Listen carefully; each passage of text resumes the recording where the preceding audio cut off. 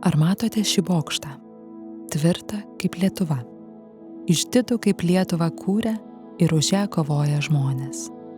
Dangaus fone jo viršūnė atrodo laisva, kaip sovietų valdžios nepabaugusių, neperkalbamų ir nepalenkiamų maištininkų širdys. Šis bokštas susijęs su 4 tarsi nesusijusiais faktais.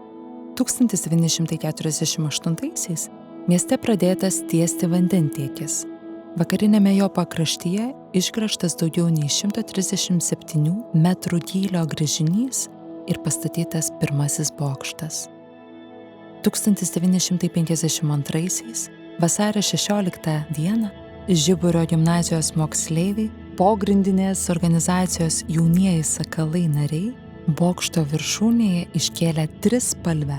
1952 gegužės 20 dieną į abiturientų gimtosios kalbos egzaminą 11 moksleivių neatėjo, nes tą dieną jiems prasidėjo 4 dienų teismas. Nuosprendis – 11 mokinių suimti, 3 išvežti į Sibirą, 3 merginos pašalintos iš mokyklos. Jie numanė, kas jų laukia. Taigi iš kur tiek drąsos?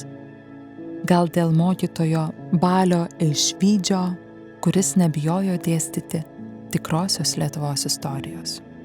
Pasak Prano Būčio, fizikų būrelis organizuodavo ekskursijas į vandentiekio bokštą. Jų metu keli jaunuoliai kruopščiai viską suplanavo.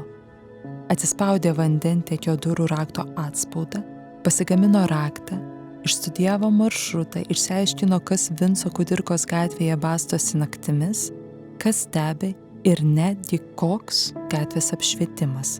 Antanas Karalius atsinešė vėliavą, įrankius, o Pranas Būčys atsarginį apavą, odekolono, žibalo ir tabako dulkių pėdsakams paslėpti. Pradėjus rakinti duris, užraktas nejudėjo. Kažkas pakeitė spyną, ar kažkas juos išdavė? Vaikinai su atsuktuvu, replėmis ir laužtuvu atidarė pirmojo aukšto langą. Nubėgo į viršų, atkėlė stogo dangtį. Pranas prie vėliavos stiebo pririšo Lietuvos trispalvę. Vaikinai paliko užrašus. Jei kas norite savo kailį paaukoti tėveliui Stalinui, prašom lipti į viršų prie vėliavos. Danutė Baukytė atsiminimuose rašė: rytas vasario 16-osios, šeštadienis. Miestas kažkoks neramus. Visur mėtosi trispalviai rutuliukai, virš vandentiekio bokšto plevėsuoja trispalvė, šalia būrys žmonių. Mokykloje neįprastai tylu, klasėje vien merginos. Iš 18 vaikinų atėjo tik 2, kiti sulaikyti. Už didelę meilę netai tėvynei buvo nuteisti 25 metus kalėti Augustinas Staniulis į Murmansko, Elena Baltrušaitytė į Intos, Vytautas Stirlikas, Pranas Būčys, Bronius Pašiūnas, Antanas Karalius, Onutė Vinterytė ir Danutė Baukytė į Norilsko speclagerius.